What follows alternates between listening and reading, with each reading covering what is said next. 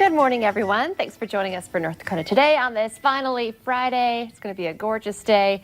I'm Lisa Bedeau here with Chris Berg. It is going to be a gorgeous day. It was nice, too, Lisa, that this morning brought in a bunch of food from all the restaurants that opened up at 8 o'clock, so we appreciate it. I love it. I wish that happened. Abby Furchner for the Valley Today was hopping around all over. She went to a bunch of different businesses. They weren't open yet, but she was at Brick House in West Fargo, one of my favorites. She was standing outside of Herd and Horns up in North Fargo. Nice. Also talking about the changes at Hair Success today, as everyone's excited to get their hair all did, and some of the gyms as well. So yeah, big day as some businesses So when did you get in for your hair day? I'll be in this afternoon. I did make it in. Yep. How'd you do that? And I didn't even have to cry like you did. Really? Did you just take a random, or? It's good. It's good to have friends in important places. So they're like, okay, like we can hook salons. you up here. So yeah, I know we were having this discussion. I was talking to Abby, during the Valley Today as well. We have a poll on our Valley News Live Facebook page. Are you going to go out to businesses and restaurants today, or are you going to take it slow? Will you be going out? That's the poll. Absolutely or no way. And right now we're still sitting at the majority of people saying, maybe not yet. I believe it's like about 75 to 25%. So 25% of people are saying, I might just wait a little bit longer until You surprised by that? I don't think I am. I don't think I am either. I'm excited, but when I had to take a step back and I've been talking, I'm so excited for them to open up. I'm so excited to go out and kind of escape, But then I was like, oh, wait a minute. Yeah, maybe I'll take it slow. And a lot of businesses aren't opening their doors. Yeah. I know we did some stories on like Doolittle's. They're like, well, we're excited, we're ready, but they just found out that the changes in the guidelines a couple days ago. So, setting up the tables differently, the limits at the bar, even like the menus, might take people a little bit but I'm happy for businesses, and I know there's going to be a lot of people in them. Exactly. That's what I'm happy about. It's now a business's decision. If they want to open up or not, they can do so. If you want to patron that business. So, Governor Walz had a good analogy yesterday in his press conference. He said, this is going to kind of be like a Yelp on steroids. Like, people can go into businesses, and if they see things that they like, that everyone's kind of cleaning up and doing things appropriately, then, hey, you're going to go out and give great reviews, I should say. And if you're kind of like, yeah, then you can spread the word that way too. So I thought that was a pretty unique and good analogy. I'd like to know, though, too, the people who are taking our poll, are they people who typically go out to eat at restaurants, because not everybody eats out as often as I do. So they're like, no, I'm going to stay home, but I always do on a Friday. I typically don't. I like to go out on a Friday. So we'll see.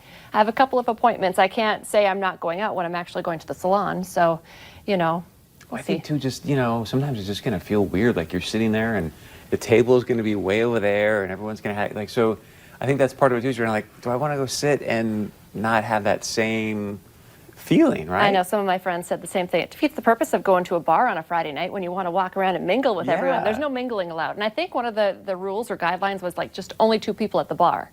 So I'm not sure if that's, between you and the bartender or, because some bars are, big wraparounds. I was thinking. Interesting. I didn't know that.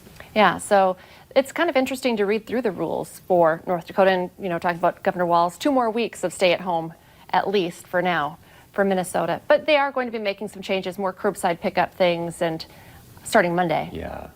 So. It's tough. It's tough. It is tough. So you want to help, do your part and continue, I've been picking up my nachos at Brick House often.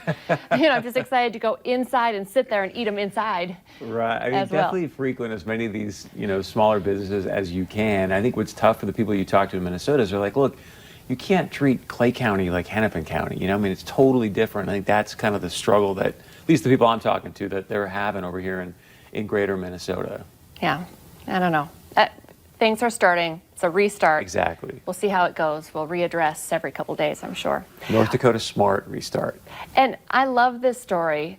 There's always that group of guys, especially farmers, and that's, where we live, the good old boys who like to get together in the morning, have some coffee, start off their day, whether it's, farming season or in the middle of winter. Well, one cafe in Bismarck reopened for curbside delivery last week, but they were surprised when their customers chose to stay and eat in the parking lot.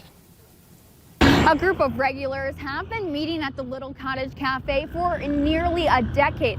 When the restaurant was forced to close their doors due to the pandemic, the group of men got creative and began having a tailgate out in the parking lot every morning at 7 a.m. As the sun comes up, a small gathering continues a decade-long tradition. Morning, Doc.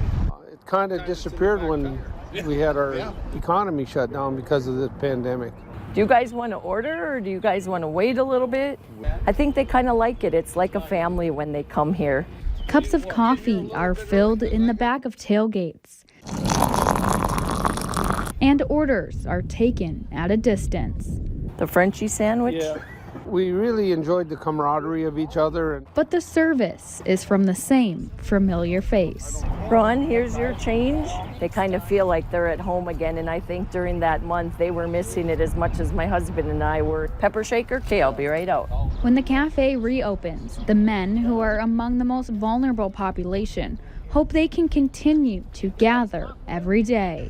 So we asked her if she would let us have the opportunity and the privilege of staying out here in the parking lot, and she said she thinks so. Until tomorrow, when they return to their favorite spot for their morning tailgate.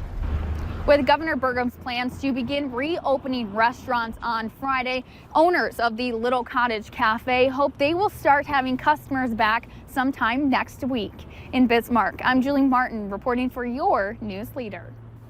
I love that. I feel like that is such a North Dakota story. I love it. I'm from Western North Dakota. I could like put names on the faces of those guys that I know. And what I love is that is going to like transform, and soon they're going to like be throwing bags out front. They're going to have like their grills and some TVs, and hey, they're still supporting their business. Yeah, I like it. And now the weather's nice. It's a good thing. It's summer. They can. Although those guys are tough and hardy, so I have a feeling that even if this was January and they had to be bundled up, they'd still be out there. They'd still be out there. Okay, a couple of big announcements came out today talking about, although we're celebrating things restarting, a couple of big popular festivals have been canceled, and one of them, Ribfest. A popular, ribbers come from all over the country, set up outside the Fargo Dome. We have all that live music that we enjoy in early June. Wow. They said they tried to wait as long as possible, but Happy Harry said they're going to postpone until next year. So, and it would have been the 25th year for Happy Harry's Ribfest. So that's kind of a sad start. But, early June, that would be only 1 month away, and we don't really know still where we are. So out of the safety for, I think they said about 50,000 people, attend, whether it's you're going to eat, listen to the music, the ribbers. Plus food and everything. Like you gotta Yep, and it really does get to be kind of a packed crowd. I know, I think it was last year I went to Sawyer Brown, and it was just, packed. It's $5 to get in the door, and, you get to enjoy some great music and good food. What do you think Sturgis is going to do? I heard that Sturgis is going to make a decision in like middle of June. I'm not sure. And that happens in August. Yeah, that's a big one. I think, is this year the 80th year maybe I as have well? no So idea. it's one I of just those saw big... that. Someone said it was like $650 million a year for that community, and like... It's huge. I mean, we've gone several years, and I don't know.